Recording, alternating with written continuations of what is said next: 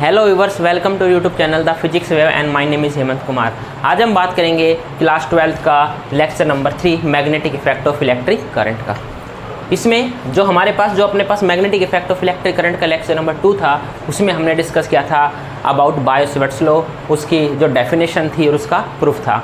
अब इसमें हम बात करेंगे इसकी एप्लीकेशंस की। इसकी बेसिकली 3 एप्लीकेशन है और जो अब की बार 2023 और 24 में जो इसकी फर्स्ट एप्लीकेशन है, हालांकि वो CBSE में डिलीटेड है, बट कोई नहीं, फिर भी हम इसको करेंगे क्योंकि यहाँ से जो न्यूमेरिकल है वो आते हैं। ठीक है, जो आगे एग्जामिनेशन आप दोगे, एंट्रेंस एग्जाम्स दोगे, वहाँ पे यहाँ से क्वेश्चन अक्सर पूछे जाते हैं। तो करते हैं बात शुरू हम बी मतलब magnetic field due to straight current carrying wire. पहली एप्लीकेशन है आपके पास बायो-सैवर्ट्स लॉ की। चलिए शुरू करें। तो सबसे पहले हमने अगर रिकॉल करें कि बायो-सैवर्ट्स लॉ होता क्या है, तो हमने आपको बताया था बायो-सैवर्ट्स लॉ क्या बोलता है। वो बोलता है कि अगर हमारे पास कोई वायर है और P पॉइंट पे मेरे को क्या करना है, मैग्नेटिक फील्ड निकालना है। कहाँ पे? इस P पॉइंट पे। तो मेरे को कुछ नहीं करना, मेरे को यहाँ पे करंट एलिमेंट लेना है। क्या लेना है? एक length element DL। Current element बोल दो, लेंथ एलिमेंट बोल दो। इस पूरी वायर पे आप एक छोटा सा एक एलिमेंट मानो और उसकी वजह से क्या करो, यहाँ पे मैग्नेटिक फील्ड निकाल दो। ये डिस्टेंस को हमने R बोला था, इस एंगल को हमने बोला था थीटा। और हमने क्या बोला कि इसकी वजह से आप क्या करो, इसके ऊपर मैग्नेटिक फील्ड आप निकाल दो। तो ये आपको यहाँ से हमारे पास मैग्नेटिक फील्ड जो डिब्बे आया था वो क्या आया था, म्यू0 I dl sine theta upon में R²। याद है आपको ये बात? हम आपको जो लास्ट लेक्चर था उसमें हम बता चुके हैं। चलिए अब बात करेंगे इसकी एप्लीकेशन नंबर 1। तो चलिए इसकी ये फर्स्ट एप्लीकेशन क्या बोलती है, आपके पास स्ट्रेट वायर है। ठीक है, आपके पास मान लो एक स्ट्रेट वायर है, ठीक है, X और Y, और यहाँ पे मान लो आपके पास आपको P पॉइंट है, यहाँ पे आपके पास P पॉइंट है यहाँ पे, जहाँ पे आपको मैग्नेटिक फील्ड निकालना है। एक मिनट, विजिबल है? हाँ, तो यहाँ पे आपको क्या करना है, P पॉइंट पे मैग्नेटिक फील्ड आपको निकालना है। तो P पॉइंट निकालने के लिए आपको क्या करना है, सबसे पहले यहाँ पे हमने एक लेंथ एलिमेंट लिया। ये मान लो हमने क्या लिया, एक DL लेंथ एलिमेंट लिया, क्योंकि इस वायर में क्या फ्लो कर रहा है, करंट फ्लो कर रहा है I। क्या ये बात समझ में आया? अच्छा, उसके बाद हमने नंबर 2 पे क्या था कि यहाँ से लेके जो डिस्टेंस होगी वो R होगी। वो क्या होती है आपके पास, R, और ये जो एंगल होते हैं आपके पास क्या होते हैं, थीटा। बात समझ में आया? ये हमारे पास बायो-सैवर्ट्स लॉ बताते हैं इसके बारे में। अब हमने इसको क्या किया, यहाँ पे P पॉइंट निकालने के लिए हमने एक वायर ली XY, और मान लो इसका जो DL लेंथ एलिमेंट हमने लिया और इसको हमने यहाँ पे कर दिया। अब इसमें हम थोड़ा सा चेंज करेंगे। हम इसमें चेंज क्या करेंगे, मान लो कि आपके पास एक परपेंडिकुलर हम डिस्टेंस यहाँ पे मेजर कर रहे हैं, ठीक है, और ये परपेंडिकुलर डिस्टेंस को मैंने क्या बोला, A। इस बात को याद रखना, न्यूमेरिकल में जो लास्ट तक जो आपके पास एक्सप्रेशन आएगा वो A में आएगा, मतलब कि परपेंडिकुलर डिस्टेंस है आपके पास। इस चीज़ को आप याद रखोगे, परपेंडिकुलर डिस्टेंस है आपके पास, और इस लेंथ को मैंने क्या माना, L। बात समझ में आया? लेंथ एलिमेंट के सेंटर से लेके जो आपने पॉइंट लिया, इसको मैंने बोला O, इसको बोल दिया मैंने C, OCP। क्या बात समझ में आया? अब आपको ये एंगल है 90 का। चलिए स्टार्ट करें। अब इसमें सबसे पहले हम क्या लिखेंगे कि consider a wire, XY wire, and we have to calculate magnetic field at point P। Now according to Biot Savart's law हम क्या लेंगे, यहाँ पे DL be the current element, small current element, and it is distance R from P। चलिए अब यहाँ पे हम सीधा शुरू करें तो हम बोलेंगे कि अकॉर्डिंग टू बायो-सैवर्ट्स लॉ, या we know according to Biot Savart's law. अगर ये वीडियो देखने से पहले अगर आपने बायो-सैवर्ट्स लॉ की वीडियो नंबर 2 नहीं देखी तो कृपया करके वहाँ पे आप वो वीडियो देखिए, जो लिंक है वो डिस्क्रिप्शन में गिवन है। तो बायो-सैवर्ट्स लॉ क्या बोलते हैं कि जो स्मॉल करंट एलिमेंट की वजह से जो मैग्नेटिक फील्ड आएगा वो स्मॉल आएगा, और किसके बराबर आएगा, mu upon 4 I DL sine theta upon R²। ये मैंने इक्वेशन नंबर 1 माना। क्या बात समझ में आया? अब देखो हम करेंगे क्या, इसका डेरिवेशन है बच्चे, रटना नहीं। इसमें हमने करना क्या है, हमने इसमें DL को चेंज करना है, बात नंबर 1। इसमें हमने साइन थीटा को चेंज करना है, बात नंबर 2। और इसमें हमने R² को भी क्या करना है, चेंज करना है, क्योंकि हमने सबसे पहले लेंथ एलिमेंट की बात करें तो जो DL है उसको हम A की फॉर्म में लेके आएंगे। भाई अब हमें क्या पता कि कहाँ पे DL एलिमेंट मान रहे हो आप, तो हमें क्या करना पड़ेगा, यहाँ पे हम परपेंडिकुलर डिस्टेंस को यहाँ पे पढ़ेंगे। दूसरा जो आपका एंगल थीटा है वो क्या है, इस वायर का है। अब यहाँ से आप देखोगे वायर के पास आके कि भाई इसमें कितना एंगल बन रहा है, तो रिस्की है ना, तो उसके लिए हम कहाँ से मेजर करेंगे, एंगल P से देखेंगे, और इस एंगल को हम क्या नाम देंगे, फाई। इस बात को भी याद रखना है, यानी थीटा को हमने किस में चेंज करना है, फाई में चेंज करेंगे, L को हम किस में चेंज करेंगे, A में चेंज करेंगे, या R को हम किस में चेंज करेंगे, A में चेंज करेंगे। चलिए स्टार्ट करें। देखो नाउ सबसे पहले हम इन ट्रायंगल, हमने ट्रायंगल ली OCP। OCP में देखो एक राइट एंगल ट्रायंगल है, और ट्रायंगल का सम कितना होता है आपके पास, 180 डिग्री। तो हमने क्या देखा है, आप in triangle OCP theta plus में 90 प्लस में फाई इज इक्वल टू 180, ये बात हमें पता है। यहाँ से क्या पता चला कि थीटा प्लस में phi is equal to 180 minus 90। तो थीटा आपके पास कितना आया, 90 माइनस फाई। एक आपको ये याद रखना है इसको। अब इससे आपसे पास क्या हुआ, तो साइन थीटा आपके पास क्या बन गया, साइन 90 माइनस फाई, और साइन 90 माइनस फाई कितना होता है, साइन फाई। ये इक्वेशन नंबर 2 हो गई। यानी आपने साइन थीटा को क्या पुट करना, सॉरी साइन 90 माइनस फाई होता है आपके पास कोस फाई। बात समझ में आया, हमने क्या किया, हमने साइन फाई को किस में चेंज कर दिया, कोस फाई में चेंज कर दिया। अपना मिशन सक्सेसफुल, नंबर 1 स्टेप। अब हम बात करेंगे similarly in triangle, in same triangle, in triangle OCP। OCP में आपके पास देखो कोस थीटा या कोस फाई की बात करते हैं। चलो कोस फाई आपके पास क्या होगा, कोस फाई कितना होगा आपके पास, बताओ, बेस अपॉन में हाइपो। बेस आपके पास क्या है, ये आपके पास क्या है, बेस है ना, ये क्या आपके पास हाइपो। तो इसमें हम क्या करेंगे, कोस को नहीं, चलो फिर इसमें हम बात करेंगे साइन फाई की। तो चलो साइन फाई की बात करते हैं। कोस फाई आपके पास, कोस फाई आएगा, सॉरी साइन फाई नहीं आएगा। कोस फाई आपके पास क्या बनेगा, बेस अपॉन हाइपो। बेस आपके पास क्या है, जिसके पास जो अपने पास एंगल के साथ जो लगी होती है ना, हम उसको हम बेस बोलते हैं। तो बेस क्या हो गया आपके पास, A, और आपके पास दूसरा क्या बचा आपके पास, हाइपो। हाइपो क्या आपके पास, R। तो यहाँ से आपके पास क्या आया, हमने किसको हटाना, R को। तो यहाँ से आपके पास this implies R is equal to A upon में कोस फाई। नंबर 2 मिशन भी सक्सेसफुल हो गया आपका। 1 मिनट विजिबल है, हाँ जी ठीक है। ये आपके पास क्या हो गया, R कोस फाई, 2 चीज़ हो गई। अब नंबर 3 किसका नंबर है आपके पास, अब आपके पास बारी है इसी ट्रायंगल में जो आपके पास tan फाई है। tan फाई क्या आएगा आपके पास, परपेंडिकुलर अपॉन में बेस। परपेंडिकुलर आपका क्या है, L अपॉन में बेस क्या आपके पास, A। तो यहाँ पे आपके पास L कितना आया, A tan फाई। लेकिन हमें L नहीं चाहिए, हमें DL चाहिए, यानी इसका डिफरेंशिएशन करेंगे DL। तो DL आपके पास क्या आएगा, चलो ये पे लिख देते हैं। DL आपके पास क्या आएगा, आपके पास DL आएगा A tan फाई का क्या होता है, secant square phi D phi. Mission number 3 भी सक्सेसफुल। क्या बात समझ में आया, DL का डिफरेंशिएशन क्या होता है, A tan phi. tan phi का होता है सीकेंड स्क्वायर फाई, और फिर हमने एंगल का डिफरेंशिएशन किया, दैट इज D फाई। अब इसको हमने पुट किया in equation 1। Put these values in equation 1। Equation 1 में पुट करो तो आपको क्या मिलेगा, dB is equal to mu naught upon 4 pi I. DL कितना आपके पास, A secant square phi D phi into में साइन थीटा। साइन थीटा आपके पास क्या आया, कोस फाई अपॉन में R स्क्वायर यानी A स्क्वायर। अब A स्क्वायर अपॉन में कोस स्क्वायर फाई। अब 1 अपॉन कोस स्क्वायर फाई क्या होता है, सीकेंड स्क्वायर फाई होता है। क्या बात समझ में आया, यानी मैंने कोस इस इक्वेशन को मैं ऐसे भी लिख सकता हूँ ना, A सीकेंड फाई। बातें की है भाई, इतना ट्रिग्नोमेट्री तो आपने पढ़ी होगी 10th क्लास में। अक्सर हम तो बायो के, अरे बायो वाली 10th में पढ़ते हैं ये चीज़ें। तो आपके पास क्या हुआ, सीकेंड स्क्वायर फाई से secant square phi cancel, A से एक A कैंसिल। तो आपका जो डिब्बी आया, डिब्बी क्या आया आपके पास, mu naught upon 4 pi I cos phi D phi upon में A। ये आपके पास आया डिब्बी। क्या बात समझ में आया, तो डिब्बी है आपके पास, ये आपके पास आता है। ठीक है भाई, क्या आया, mu naught upon 4 pi I cos phi D phi by A। इसको एक बार खुद से करके देखना, आप खुद इसको यहाँ पे पहुँच जाओगे।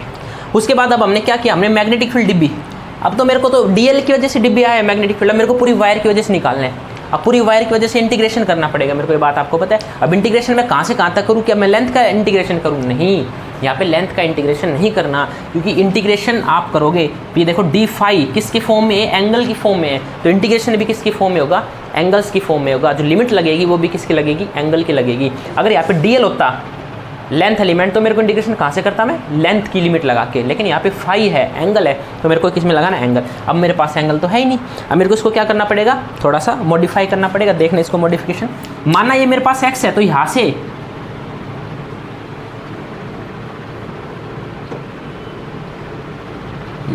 सिमिलरली यहाँ से इस एंगल को मैंने माना फाई 1,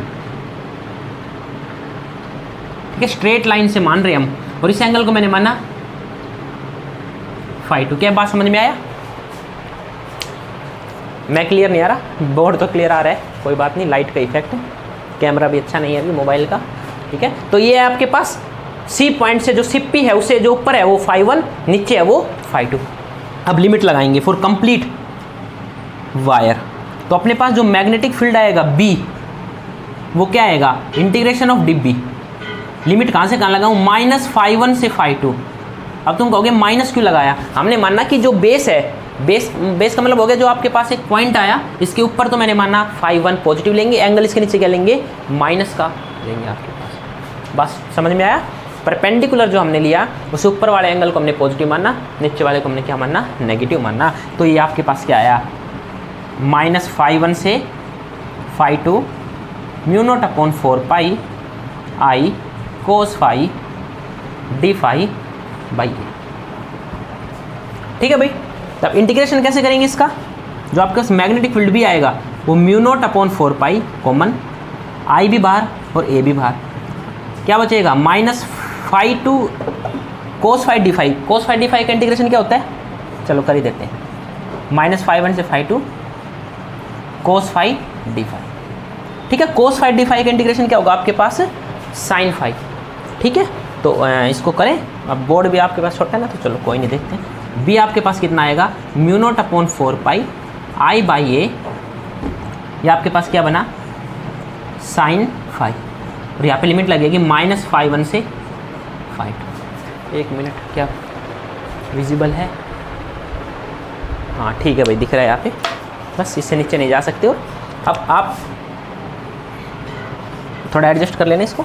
तो बी आपके पास क्या आया, mu naught upon 4 pi I by A. अब क्या करते हैं, upper limit minus lower limit. Upper limit आपके पास क्या है, sine phi 2 minus sine minus phi 1। क्या बात समझ में आया, upper limit minus lower limit, जब माइनस लोअर लिमिट पुट की तो माइनस साइन फाई। ठीक है, और एक बात याद है आपको ट्रिग्नोमेट्री में, साइन ऑफ माइनस एक्स क्या होता है, माइनस साइन एक्स। ये जो आपके पास एंगल होता है ना साइन के साथ माइनस में, वो बाहर आके क्या हो जाता है, माइनस लग जाता है। और अगर आपके पास ये एंगल सेम हो, कोस ऑफ माइनस एक्स क्या होता है, कोस ऑफ एक्स। ये कोस क्या करता है, माइनस को खा जाता है, लेकिन साइन पचा नहीं पाता, डाइजेस्ट नहीं करता, इसलिए उसको बाहर फेंक देते हैं। तो इसको मैं क्या लिख दूँ सीधा, यहाँ से यहाँ पे प्लस लिख दें हम, यहाँ पे साइन फाई 1। तो ये आपके पास क्या आया, फाइनल आंसर आया। ठीक है, इसको मैं रेड पेन से कर रहे हैं इसको। ये एंगल आपको ये फॉर्मूला याद रखना है, mu naught upon 4 pi I by A sine phi 2 upon में साइन फाई 1। ये फॉर्मूला आपको याद रखना है। बात समझ में आया? चलिए अब हम बात करेंगे इसको, थोड़ा और आगे देखते हैं इसको, थोड़ा इसको रब कर रहे हैं, इसको छाप लो आप साथ के साथ। चलो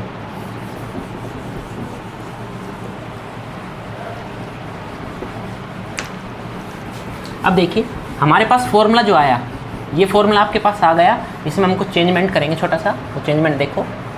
चलो ये जो हमारे पास फॉर्मूला है, ये क्या है आपके पास, जो डिब्बी आया, जो सॉरी बी आया, वो mu naught upon 4 pi I by A sine phi 2 plus sine phi 1 या sine phi 1 plus sine phi 2, बात एक ही है।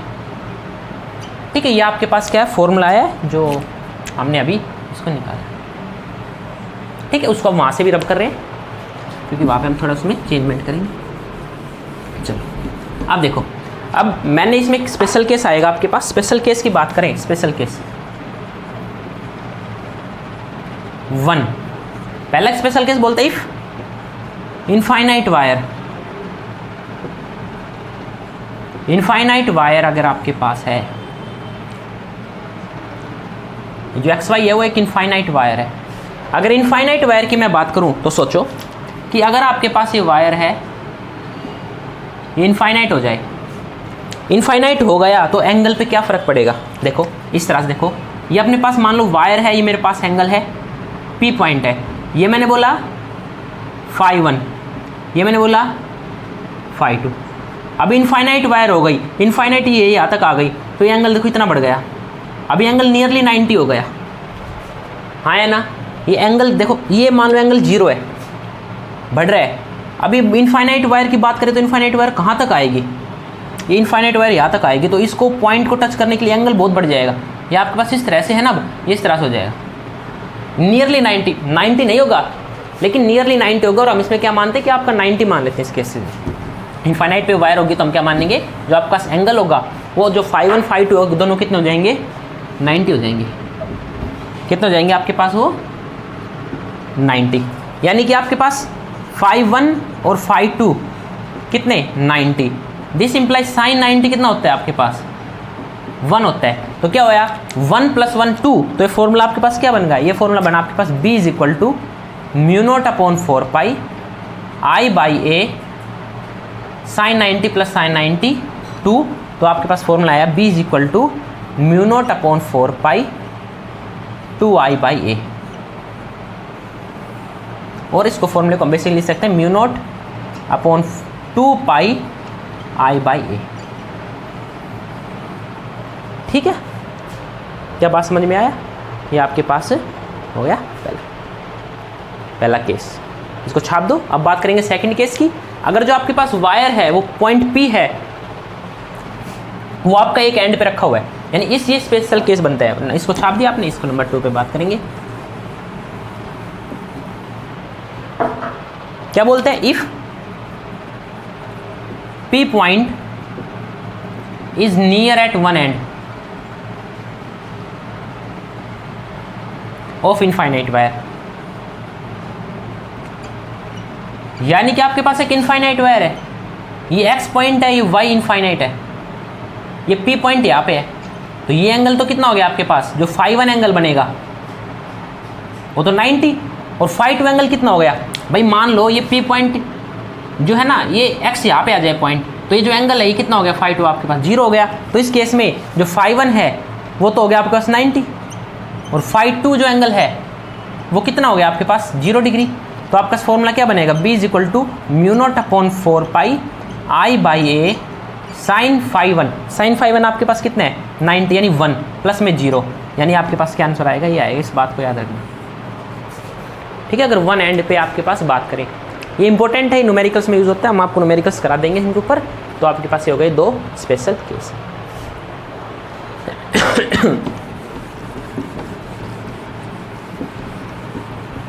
उसके बाद आपके पास यहाँ पे आता है एक राइट हैंड थंब रूल का जिक्र होगा कि अगर आपके पास स्ट्रेट वायर है और स्ट्रेट वायर में आपके पास क्या फ्लो कर रहा है? करंट फ्लो कर रहा है, तो मैग्नेटिक फील्ड कैसे मिलेगी? तो आपके पास मैग्नेटिक फील्ड क्या मिलेगी? इस तरह से कोसेंट्रिक सर्कल में मिलेगी। आपके पास सर्कल है जिनका सेंटर सबका एक है, यानी मैग्नेटिक फील्ड इस तरह से मिलेगी आपको।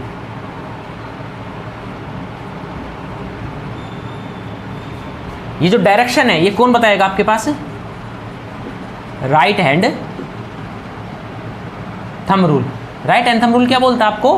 कि adjust your right hand thumb point in the direction of current. जो अपने पास, जो आपके पास क्या है, ये जो राइट हैंड की तरफ, इसको क्या करेंगे हम?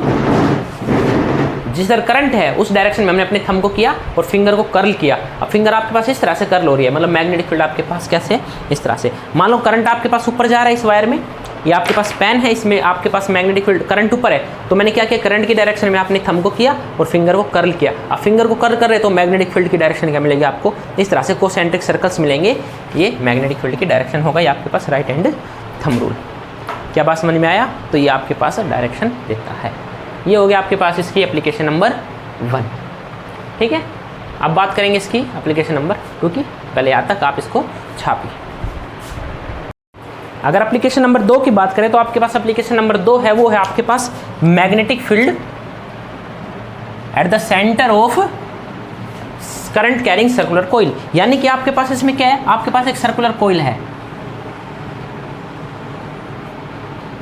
ठीक है, और इसमें आपके पास क्या फ्लो कर रहा है, करंट फ्लो कर रहा है। इस तरह से मैंने ये मान लो हमने यहाँ पे सर्किट बैटरी कनेक्ट किया, तो पॉजिटिव नेगेटिव यहाँ से करंट आपके पास इस तरह से इसमें करंट फ्लो कर रहा है, ठीक है। ये आपके पास करंट की डायरेक्शन इसमें इस तरह से, मान लो आपके पास आई करंट है, ठीक है भाई, आई करंट है आपके पास है, और मैंने क्या करना है, पी पॉइंट आपके पास कहाँ पे, ये सेंटर है, ओ मान लो या पी मान लो, वेट एवर यू वांट, ठीक है। चलिए ये आपके पास क्या हो गया, मैग्नेटिक फील्ड हमने इस पर निकालना है पी पॉइंट पे सर्कुलर कोइल की वजह से। चलिए तो सबसे पहले हम क्या लिखेंगे, let us consider a circular coil of radius R. हमने क्या माना, इसकी जो रेडियस है वो रेडियस हमने क्या माना, इसकी आर है, ठीक है भाई, रेडियस मैंने इसको माना आर।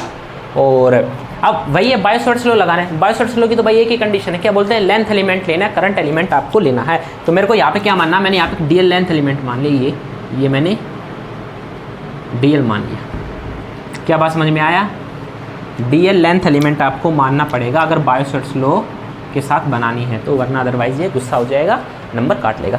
अच्छा अब एक बात और, चलो पहले शुरू करते हैं इसको, बायो-सॉर्ट्स लॉ क्या बोलते हैं, we know according to Biot Savart's law,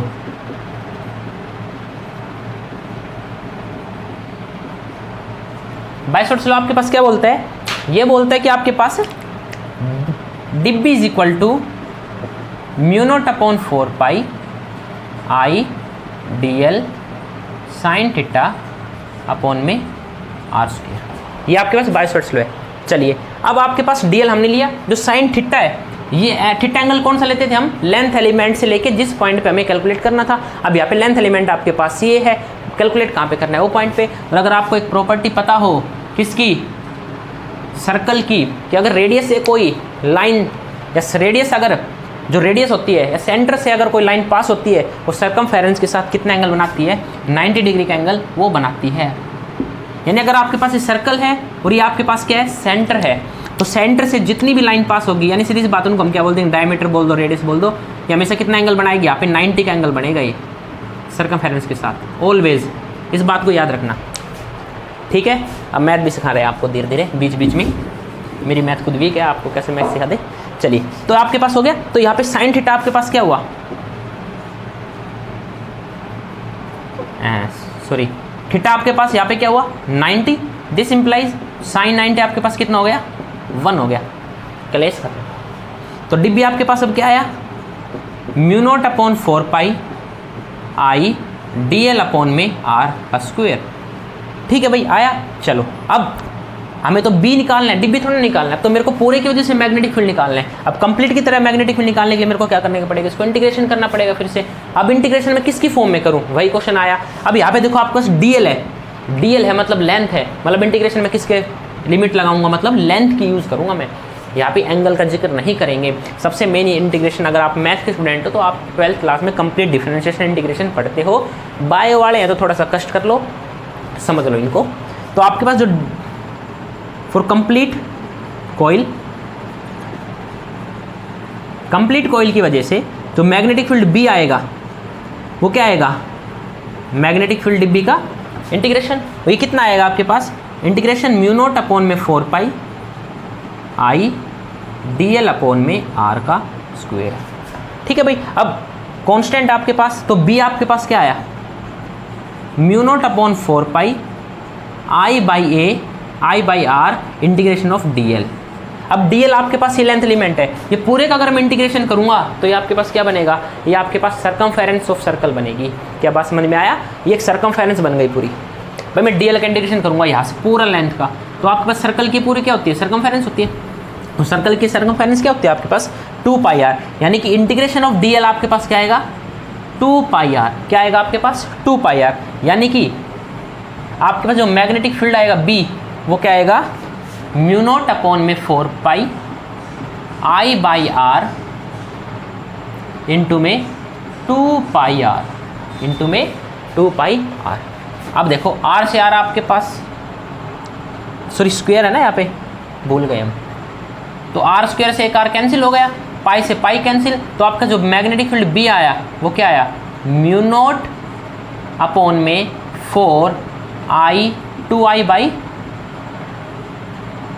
are, ये आपके पास क्या आता है, मैग्नेटिक फील्ड आया। या फिर इसको आप ये बोल दो, मैग्नेटिक फील्ड जो है वो आया आपके पास म्यू नॉट, सॉरी आई है यहाँ पे, पाई नहीं है, म्यू नॉट आई अपॉन में 2R। इस फॉर्मूले को आपको याद रखना है, इंटीग्रेशन इंपॉर्टेंट फॉर्मूला है आपके पास ये, at centre O, at point O। तो मैग्नेटिक फील्ड कितना आएगा इसके पास, म्यू नॉट आई अपॉन में 2R। यानी अगर मैं ग्राफ बनाए तो ग्राफ R और मैग्नेटिक फील्ड का बनेगा, तो ग्राफ कैसा बनेगा, इस तरह से बनेगा, इंटीग्रेशन जो मैग्नेटिक फील्ड इनवर्सली प्रोपोर्शनल है आपके पास R के। क्या बात समझ में आया, ये आपके पास मैग्नेटिक फील्ड आई at the centre of O। ठीक है भाई, चलो याद रखना इस चीज़ को। अच्छा, अब वही आया कि मैग्नेटिक फील्ड वही राइट हैंड थंब रूल कि मान लो करंट ऊपर जा रहा है तो फिंगर को घुमाए तो किधर गया आपके पास, इसको मैं यहाँ पे छाप दो आप, इसको फिर इसमें थोड़ा मॉडिफाई करेंगे आपको ये। चलो इसको अब हम मिटा देते हैं इन चीज़ों को, हमें सिर्फ करंट पे कंसंट्रेट करना है और पॉइंट O पे। तो मैग्नेटिक फील्ड किस तरह से मिलेगी आपको, अगर करंट जा रही है, देखो थंब को ऊपर करो और मैग्नेटिक फील्ड ऐसे जा रही है बाहर निकल के अंदर, यानी वो अंदर की साइड जा रही है, इस तरह से अंदर इस तरह से जा रही है मैग्नेटिक फील्ड। अब उसको देखो, थंब को नीचे करके घुमाओ, फिर से अंदर आ रही है, ऊपर ले जाओगे तो देखो सीधी सी बात है, तुम इसको अगर करना है ना, सबसे पहले अपने खुद इमेजिनेशन करो। इस पूरे चैप्टर में आपको अपना यूज़ करना है हैंड्स को कि किस डायरेक्शन में मैग्नेटिक फील्ड है, ये मोस्ट इंपॉर्टेंट है। तो ऊपर जा रहे हैं तो अपने हाथ को ऊपर करो और अपने फिंगर्स को कर्ल करो, तो फिंगर ऐसे जा रही होगी, देखो बाहर निकल के इस वायर के लूप के ऐसे घूम रही है। ये करंट नीचे है तो नीचे हाथ क्या घुमाया, फिर से अंदर जा रही है, यानी मैग्नेटिक फील्ड आपको कैसे दिख रही है, इस तरह दिख रही है, अंदर की साइड, अंदर की साइड, अंदर की साइड, इधर से भी अंदर की साइड। यानी आपको मैग्नेटिक फील्ड की डायरेक्शन कहाँ दिखेगी, आपको लास्ट में एक स्ट्रेट वायर मैग्नेटिक फील्ड दिखेगी, ये आपको मैग्नेटिक फील्ड की डायरेक्शन है, अंदर जा रही है। टोटल मैग्नेटिक फील्ड कहाँ जा रही है आपके पास, अंदर जा रही है, यानी सेंटर पे आपको एक मैक्सिमम तो नहीं बोलेंगे, हालांकि मैग्नेटिक फील्ड आपको मिलेगी। क्या बात समझ में आया, तो ये क्या हो गया आपके पास, magnetic field at a centre of current carrying coil. इसके बाद हम एक न्यूमेरिकल देखते हैं, एक नहीं दो देख लेंगे, चलो ठीक है, चलो करते हैं इसको। चलिए हम इसके ऊपर एक न्यूमेरिकल देखते हैं कि मान लो आपके पास एक स्क्वायर है आपके पास, इसमें करंट I है, बहुत ज़्यादा न्यूमेरिकल बनते हैं इसके ऊपर। I करंट मान लो इसके अंदर फ्लो कर रहा है, ये सेंटर है P पॉइंट, मेरे को क्या करना है, इस P पॉइंट पे मैग्नेटिक फील्ड को कैलकुलेट करना है, और इसकी जो साइड है वो आपके पास A है, साइड के आपके पास A। अब मेरे को क्या करना है, मैग्नेटिक फील्ड निकालना है पॉइंट P। अब याद करो कौन सा केस है, एप्लीकेशन नंबर 1 है, स्ट्रेट वायर वाला केस। अब स्ट्रेट वायर में हमने क्या किया था, ये हमने इसको इस तरह से किया, याद आ रहा है कुछ उस तरह से ही। परपेंडिकुलर डिस्टेंस को क्या माना मैंने, ये परपेंडिकुलर डिस्टेंस हो गई आपके पास। ये एंगल कितना बनेगा, φ1 φ2 लेते थे ना, तो φ1 φ2 क्या होगा, ये आपके पास φ1 φ2 कौन बताएगा मेरे को, ये आपके पास एक आपके पास स्फेयर है, तो ये पॉइंट पे पूरा एंगल कितने का बनता है, 360 बना। मैंने इसको 4 पार्ट में डिवाइड किया, मतलब ये एंगल कितने का बना आपके पास, ये 90 का आया, और 90 को मैंने फिर से डिवाइड किया तो एंगल आपके पास कितना आया, 45। ये एंगल भी कितना आया आपके पास, 45। क्या बात समझ में आई, यानी φ1 φ2 आपको क्या मिल गया, 45 मिल गया। क्वेश्चन आएगा calculate magnetic field at point P। P के ऊपर हमने क्या निकालना है, मैग्नेटिक फील्ड निकालना है। सबसे पहले हम क्या करेंगे, इस साइड को नाम दे दो A B C D। तो ड्यू टू मैग्नेटिक फील्ड निकालेंगे हम, ये सोल्व कर रहे हैं हम यहाँ पे, मैग्नेटिक फील्ड ड्यू टू, चलो P Q R S दे दो इसको, P Q R S, और इस पॉइंट को नाम दे दो O। ठीक है, magnetic field at point O। ठीक है, अब ठीक है, अब मैग्नेटिक फील्ड निकालना आपको P Q की वजह से, P Q की वजह से याद करो एप्लीकेशन, कौन सी एप्लीकेशन याद करोगे इसमें, एप्लीकेशन क्या करना, सीधा फॉर्मूला है। फॉर्मूला क्या था इसके पास, B = μ0/4π I by A sin φ1 plus में sin φ2, μ0/4π I करंट है, A। अब ये A क्या है, ये परपेंडिकुलर डिस्टेंस थी, परपेंडिकुलर डिस्टेंस कौन बताएगा कितनी होगी, कंप्लीट A है, तो ये वाली कितनी होगी आपके पास, A/2। क्या बात समझ में आया, ये A/2 है, कंप्लीट A है, तो ये परपेंडिकुलर डिस्टेंस कितनी हुई, A/2। इसमें हमने परपेंडिकुलर डिस्टेंस ही लेनी है, तो आपके पास A क्या हो गया, A/2 sin 45 प्लस में साइन 45। साइन 45 आपके पास कितना होता है, म्यू नॉट अपॉन में 4 पाई 2i बाई ए। साइन 45 होता है 1/√2 प्लस में 1/√2। ये आपके पास 1/√2 by 1/2 4 pi 2i by A. 1/√2 LCM कितना है √2, 1 प्लस में 1 कितना आएगा 2/√2। और 2 को मैं क्या लिख दूँ, देखो हम थोड़ा फास्टली करें, बच्चे तो हो नहीं आपको हर स्टेप बता। √2 को मैं कैसे लिख सकता हूँ, √2 मल्टीप्लाई बाय √2 है ना भाई। √2 मल्टीप्लाई बाय √2 कितना होता है आपके पास 2। तो √2 से √2 कट गया, तो हमारे पास आंसर क्या आया, म्यू नॉट अपॉन में 4 पाई 2√2i बाई ए। ये मैग्नेटिक फील्ड आया पी क्यू की वजह से। अब डायरेक्शन की बात करें तो डायरेक्शन बताओ, right hand thumb rule. Current कहाँ जा रहा है, इधर जा रहा है, तो मैग्नेटिक फील्ड की डायरेक्शन कहाँ, यहाँ से बाहर निकल के अंदर जा रही है। देखो राइट हैंड थंब रूल को यूज़ करो करंट की डायरेक्शन में। मेरे पास हाथ ऐसे हो रहा है, ये बाहर निकल के अंदर जा रहा है। क्या बात समझ में आई। मैग्नेटिक फील्ड की डायरेक्शन थंब क्या, मैग्नेटिक फील्ड कहाँ जा रहा है, अंदर। अंदर जब अंदर मैग्नेटिक फील्ड जा रहा है तो हम क्या यूज़ करते हैं, क्रॉस इनवार्ड के लिए। जब डॉट इसके लिए क्या यूज़ करते हैं, आउटवार्ड। तो इनवार्ड जा रहा है तो मैंने पीछे क्या लगा दिया, इनवार्ड। क्या बात समझ में आई।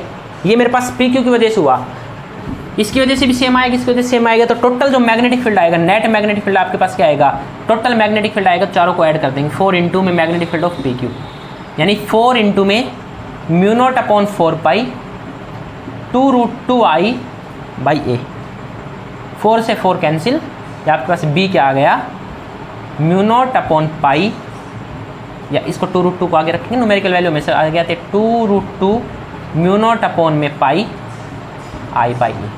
ये मेरे पास क्या है, मैग्नेटिक फील्ड आया। डायरेक्शन क्या है सब में देखो, अब इसमें मैग्नेटिक फील्ड अंदर अंदर और अंदर, तो सबकी मैग्नेटिक फील्ड क्या हो गई आपके पास, ऐड हो गई, यानी ये आपके पास आंसर आएगा इस तरह से।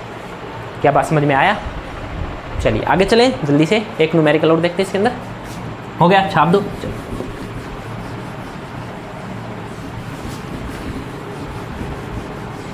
एक लास्ट न्यूमेरिकल देखते हैं इसके अंदर, फिर इस लेक्चर को समाप्त करते हैं। कि मान लो आपका इस तरह से एक ट्रैक है, एक स्ट्रेट ट्रैक, इनफाइनाइट है, ठीक है। ये मेरे पास एक इस तरह से, चलिए, और ये मेरे पास एक सेमी सर्कल बन रहा है, सेमी सर्कल है ये, तो इसकी जो रेडियस है ये आपके पास है, ठीक है। और ये जो साइड है ये आपके पास मान लो ए मान लो, और वो करंट इस तरह फ्लो कर रही है इसमें आई। बात समझ में आई। अब इस डायग्राम को कैसे सोल्व करें, magnetic field at point O, same question है। अब आपके पास इसमें 3 केस बन रहे, क्या, नंबर 1 एक इनफाइनाइट वायर है, लेकिन केस नंबर 2 है उसका इनफाइनाइट वायर है, लेकिन जो पॉइंट ओ है वो कहाँ, एक एंड पे है, ये केस 1 हो गया। केस 2 भी सेम है, और केस 3 क्या आपके पास, एक सर्कल वाला सर्कुलर लूप, लेकिन ये हाफ है तो उसका हाफ हो जाए क्योंकि सेमी सर्कल है। तो मैग्नेटिक फील्ड नंबर 1 की वजह से कितना आएगा, याद करो, mu naught upon 4 pi I by A sine 90 plus में साइन 0, देख सकते हो आप इसको वहाँ पे, साइन 90 1 साइन 0 0, ये साइन 0 हो गया, वो साइन 90 हो गया। तो जो B1 आया वो कितना आया, म्यू नॉट आई अपॉन में 4 पाई ए। मैग्नेटिक फील्ड की डायरेक्शन कहाँ है, देखो right hand thumb rule use करो, ऐसे जा रहा है मैग्नेटिक फील्ड और अंदर जाके बाहर आ रहा है, बाहर आ रहा है मतलब कि मैंने लगाया पीछे डॉट। B2 देखो, B2 फिर से वही सेम, म्यू नॉट अपॉन में आई, सेम आंसर आएगा 4 पाई ए। करंट इधर जा रहा है तो ये करंट भी कहाँ जा रहा है, अंदर ही जा रहा है, सॉरी बाहर आ रहा है ना, बाहर आ रहा है मतलब कि आउटवर्ड है, इसमें मैंने क्या लगाया डॉट। B3 आप देखो, म्यू नॉट अपॉन में आई अपॉन में कितना होता है आपके पास 2a, ये आपके पास होता था सर्कुलर कोइल का, लेकिन यहाँ पे ये सेमी सर्कल है, मतलब 4 हो गया उसका हाफ, तो आपके पास क्या हो गया, और सर्कल भी इधर जा रहा है तो मैग्नेटिक फील्ड क्या आएगा आपके पास इसमें, इस केस में ही अंदर, देखो बाहर आ रहा है आउटवर्ड, तो मतलब डॉट। टोटल मैग्नेटिक फील्ड क्या आएगा आपके पास, B1 प्लस में B2 प्लस में B3, यानी B आपके पास कितना आया, म्यू नॉट अपॉन में आई अपॉन में 4 ए कॉमन लिया, अंदर क्या बचा आपके पास 1 अपॉन पाई प्लस में 1 अपॉन पाई प्लस में 1। इसको सोल्व करोगे तो आपके पास क्या आएगा, ये आपके पास आएगा 2 पाई प्लस में 1, ठीक है। ये आपके पास इस तरह के क्वेश्चंस है। अगर मैग्नेटिक फील्ड की डायरेक्शन अपोजिट हो जाएगी तो उनको हम माइनस कर देंगे। इस तरह से आप न्यूमेरिकल सोल्व कर सकते हो। अगर आपको वीडियो समझ में आई हो, अच्छे लगे तो please like share subscribe my YouTube channel. Thank you.